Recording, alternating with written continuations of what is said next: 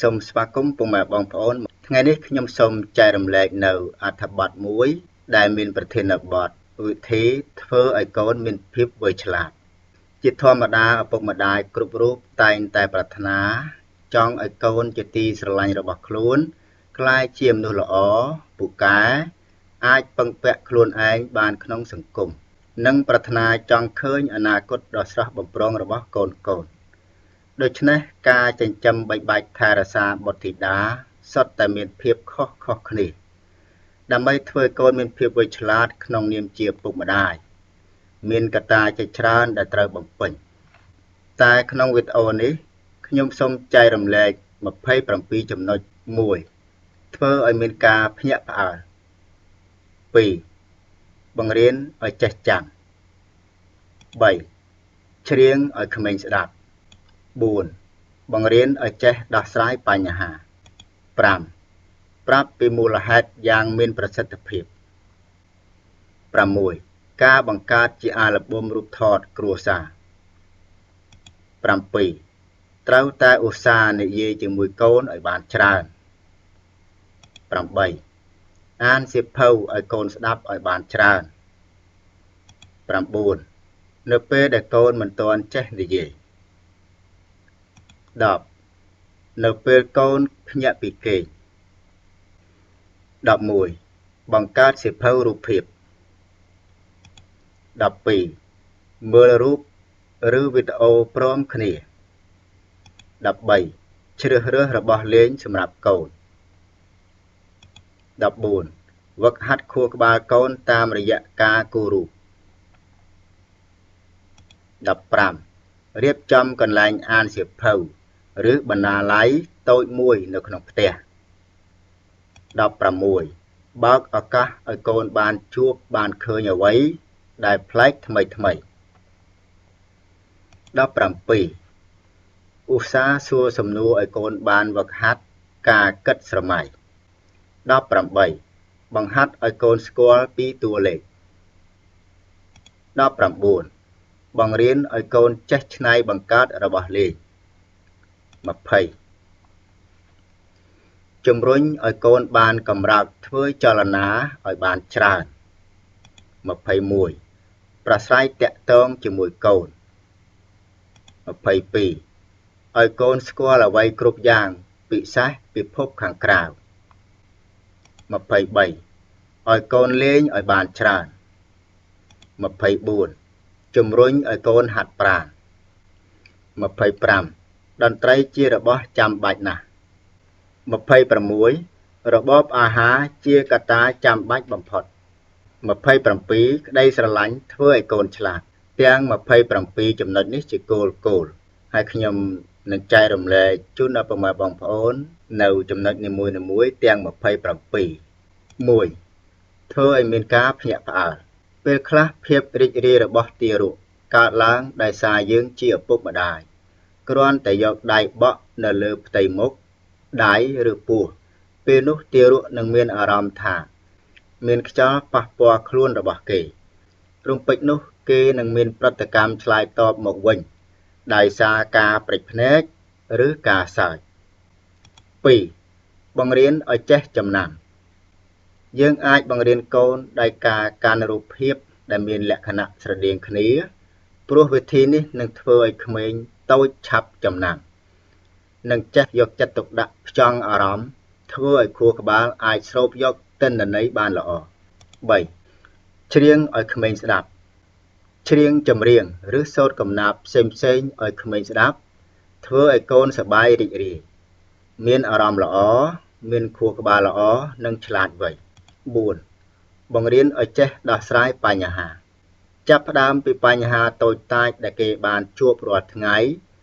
ឪពុកម្ដាយត្រូវបង្រៀននិងលើកទឹកចិត្តឲ្យកូនចេះរកវិធីដោះស្រាយនិងចេះគិតពិចារណាដោយខ្លួនឯងទៅតាមកម្រិតនៃការយល់ដឹងរបស់កូន5ប្រាប់ពីមូលហេតុយ៉ាងមានប្រសិទ្ធភាពកូនតូចស្ទើរតែទាំងអស់តែងតែភ័យខ្លាចភាពងងឹតជាទីបំផុត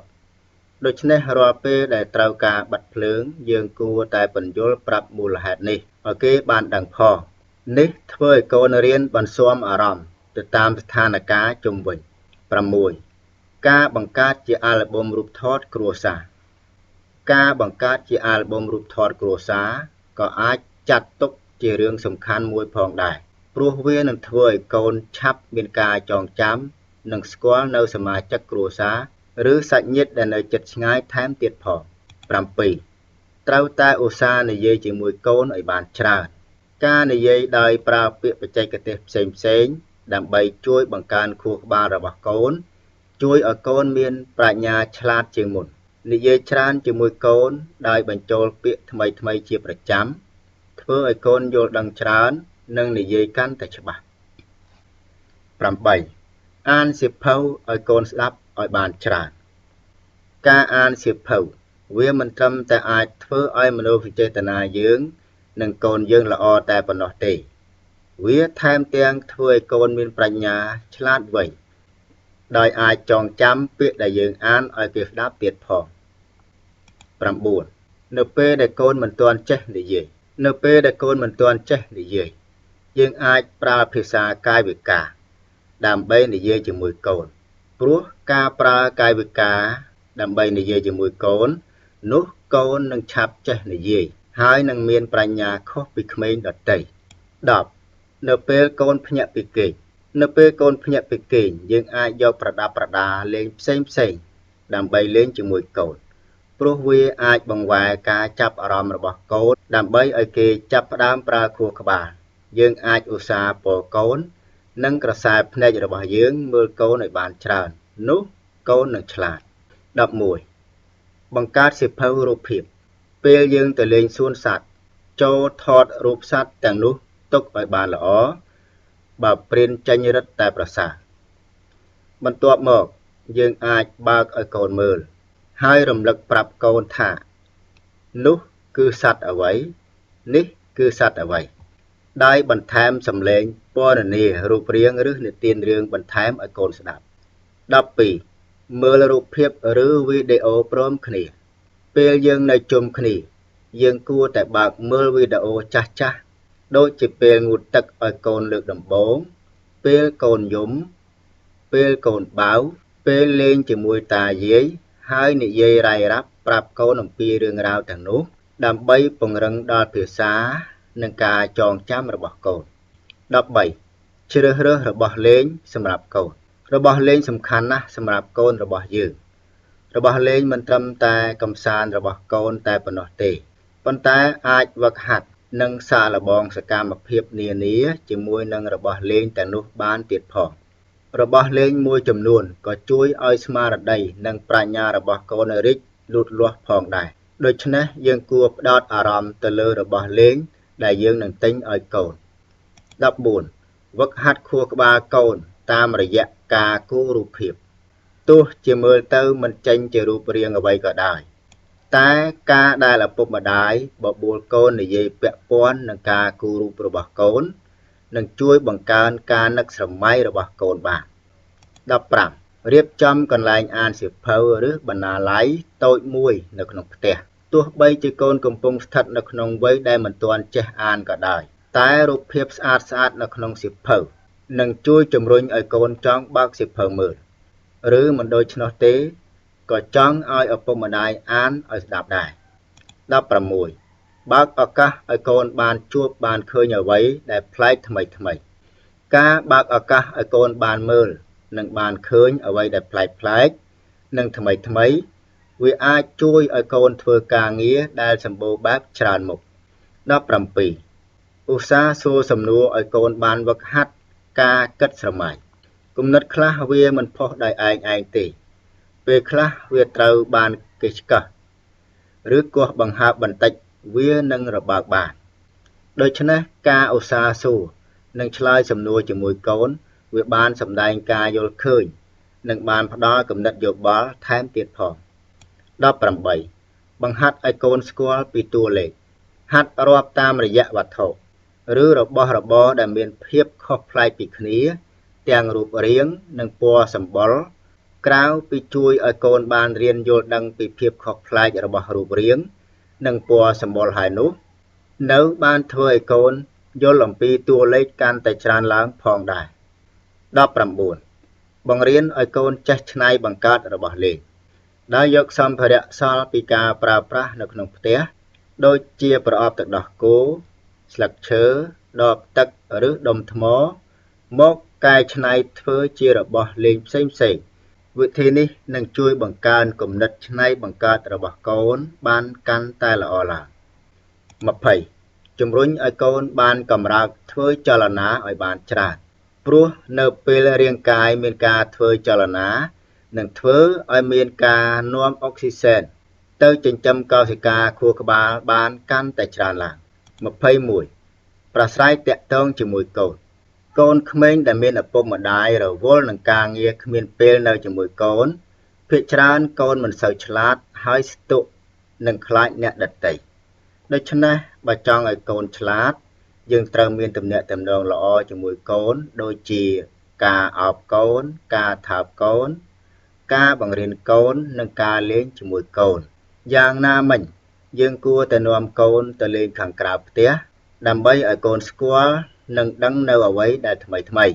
22. ឲ្យកូនស្គាល់អ្វីគ្រប់យ៉ាងពិសេសពិភពខាងក្រៅយើងមិនគួរឃុំខ្លួនឯងនិងកូននៅតែក្នុងផ្ទះនោះទេកូនក្មេងត្រូវការភាពសប្បាយរីករាយនិងមើលពិភពខាងក្រៅ 23. ឲ្យកូនលេងឲ្យបានច្រើនពេលលេងខួរក្បាលរបស់ក្មេងនឹងដើរហើយបង្កើតជាបទពិសោធន៍ផ្សេងៗនៅក្នុងជីវិតរបស់គេល្បែងកម្សាន្តជួយឲ្យកូនអភិវឌ្ឍចំណេះដឹងជំនាញការគិតអារម្មណ៍និងទំនាក់ទំនងសង្គមពីព្រោះក្មេងនឹងចេះចែករំលែក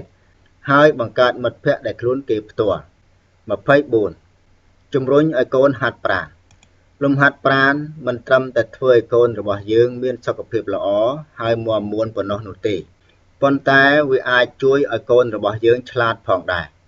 ការហាត់ប្រាណនឹងពង្រឹងចរន្តឈាមទៅតាមខួរក្បាលហើយបង្កើតកោសិកាថ្មីដូច្នេះវាជាការហាត់ពត់លុតដំខួរក្បាលនឹងធ្វើឲ្យខួរក្បាលរបស់កូនរស់រវើកនិងមានសុខភាពល្អ 25. តន្ត្រីជារបស់ចាំបាច់ណាស់ហេតុអ្វីបានជាសាលាឯកជនភាគច្រើនតែងតែដាក់កាលវិភាគឲ្យកុមារហាត់លេងតន្ត្រីជាការពិតតន្ត្រីអាចបង្កើនការចងចាំការយកចិត្តទុកដាក់ការលើកទឹកចិត្តនិងការកាត់បន្ថយ stress 26. របបអាហារជាកត្តាចាំបាច់បំផុតកូនរបស់យើងគ្មានថ្ងៃឆ្លាតនោះទេបើគេចេះតែញ៉ាំបាយកកលាយជាមួយទឹកត្រីនោះដូច្នេះឪពុកម្ដាយគួរតែរកអាហារដែលមានសារធាតុចិញ្ចឹមនិងវីតាមីនគ្រប់គ្រាន់សម្រាប់កូន 27. ក្តីស្រឡាញ់ធ្វើឲ្យកូនឆ្លាតក្មេងម្នាក់ដែលធំឡើងមកក្លាយជាមនុស្សឆ្លាតមានសមត្ថភាពពូកែទាំងគំនិតនិងអារម្មណ៍មានទំនុកចិត្តលើខ្លួនឯងហ៊ានសម្រេចចិត្តហ៊ានធ្វើគោរពសម្ដីនោះគឺគេទទួលបានការស្រឡាញ់ពីឪពុកម្ដាយយ៉ាងខ្លាំងដូចនេះពេលកូននៅតូចយើងគួរនិយាយពាក្យថាស្រឡាញ់និងបង្ហាញក្តីស្រឡាញ់ដែលយើងមានទៅកាន់កូនរាល់ថ្ងៃដូចជាពាក្យសម្ដីកាយវិការផ្ដល់ជាកម្លាំងចិត្តប្រៀបដូចជាថ្នាំបំពន់តាំងពីនៅតូចនោះយើងប្រកាសជាឃើញលទ្ធផលនៅពេលដែលកូនរបស់យើងធំជាក់ជាមិនខានវីដេអូដែលមានប្រធានបទវិធីធ្វើឲ្យកូនមានភាពវៃឆ្លាតទាំង27ចំណុចដែលខ្ញុំបានអានចែកជូនពុកម៉ែបងប្អូនហើយការអានរបស់ខ្ញុំមានការលលួសខ្វះខាតអក្ខរាវិរុទ្ធយ៉ាងណាក៏សូមពុកម៉ែបងប្អូនមេត្តាអធ្យាស្រ័យសូមថ្លែងអំណរគុណយ៉ាងជ្រាលជ្រៅចំពោះបងប្អូនដែលតាមដានទស្សនាវីដេអូនេះតាំងពីដើមរហូតដល់ចប់សូមអរគុណជួបគ្នានៅវីដេអូក្រោយ